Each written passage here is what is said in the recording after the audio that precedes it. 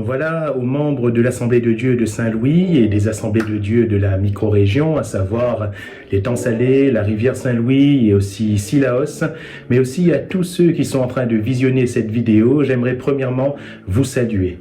Nous ne cessons de le répéter, nous sommes dans des temps particuliers, il est vrai, avec une conjoncture qui est très contraignante, mais j'aimerais bien que, au travers de cette conjoncture, chacun de nous, nous puissions garder le moral, et c'est pour cela que j'aimerais vous adresser des encouragements à vous qui peut-être êtes chez vous, qui êtes dans des activités qui se multiplient ces jours-ci. Je pense au personnel soignant et aux ambulanciers ou autres.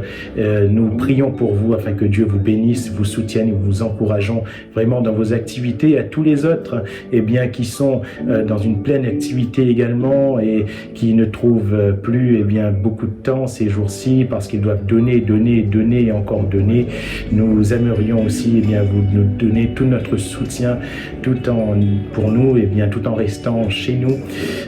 J'aimerais encourager surtout ceux qui doivent rester chez eux afin de vous permettre de prendre ce temps à profit plutôt que de se morfondre sur nos situations. Comment profiter de ce temps? Premièrement, la discipline. Je crois que la conjoncture nous l'impose, cette discipline. Cette discipline, c'est quoi? Le confinement, rester chez soi et aussi avoir des gestes barrières pour permettre à la régression de la propagation de ce virus Covid-19. C'est une discipline que l'on doit s'exercer. Ce n'est pas évident si vous êtes comme moi, tant habitué à sortir et à aller vaquer à ses activités légitimes chaque jour. Le fait de rester chez soi nous demande une certaine discipline. Le fait de rester à distance vis-à-vis de notre prochain, le fait de devoir tousser et éternuer dans son coude, de devoir toujours se laver les mains avec de l'eau, du savon, un bactéricide, ça nous demande une discipline. Et je crois que toute cette discipline, cela va nous permettre de nous rééduquer peut-être à se soumettre à nos autorités, à nous rééduquer à s'exercer à la discipline que nous demande la parole de Dieu.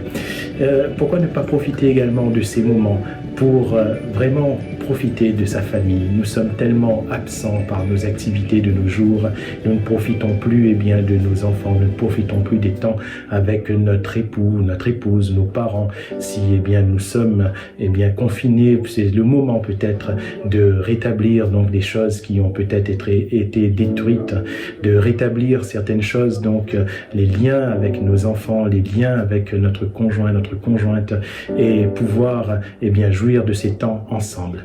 Et je crois que c'est précieux. Et ce qui est plus précieux, nous parlons de discipline et de lien, c'est de les rétablir aussi vis-à-vis de notre Seigneur. Dans discipline, il y a disciple. Si nous sommes disciples de Jésus-Christ, il est temps peut-être de rétablir un autel qui peu à peu a commencé à se désagréger. Je dis bien peut-être que nous avions au départ, quand nous nous sommes engagés avec le Seigneur, peut-être que nous avons pris le temps chaque jour de la parole de Dieu, de la prière, de ces choses qui nous permettent d'avoir un lien fort avec le Seigneur, et peut-être qu'avec le temps, qu'avec la multiplicité des activités, parfois nous avons eu des pannes d'oreiller, parfois nous n'avons eu que quelques secondes à prendre pour lire quelques mots de la Bible, dire 2 petits mots, Seigneur, et hop, on a couru au travail. Peut-être que là, c'est le moment de rétablir ces choses, de reprendre un temps et de se discipliner à cela, de prendre un temps avec le Seigneur, en méditant, en lisant la parole de Dieu, en priant, en louant le Seigneur. Et je crois que ces temps sont précieux.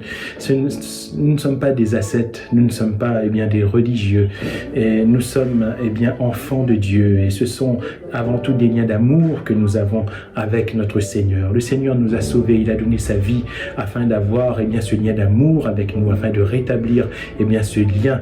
Jésus à la croix nous réconcilie avec Dieu. Je crois que c'est le moment de rétablir cet autel par amour pour lui et de nourrir cet amour pour notre Seigneur. Jésus reprochait à une église dans le livre de l'Apocalypse d'avoir abandonné son premier amour. Pourquoi pas? Pourquoi ne pas profiter de ce temps pour revenir à ce premier amour avec Jésus, notre Sauveur, et consacrer ce temps quotidiennement au Seigneur, de sorte que quand les activités vont revenir, nous puissions garder cet autel debout avec notre Seigneur. Alors, Mes chers amis, toutes nos excuses de ne pouvoir venir vous voir et vous assister dans ces temps qui peuvent vous être difficiles. Toutes nos excuses d'avoir dû annuler les permanences, en plus des offices religieuses. Le contact, bien sûr, entre nous manque à tous. Les conférences en paroisse nous manquent à tous, mais nous sommes justement soumis à nos autorités. Cela ne nous empêchera pas de prier les uns pour les autres, de prier pour l'Église, pour les frères et les sœurs, peut-être ceux qui sont les plus vulnérables. Cela ne nous empêchera pas également de prier pour nos autorités, nos gouvernants, ceux qui décident dans cette crise. Cela ne nous empêchera pas de demander à Dieu de leur accorder la sagesse afin que nous puissions mener une vie paisible et tranquille. C'est ce que la Bible nous demande.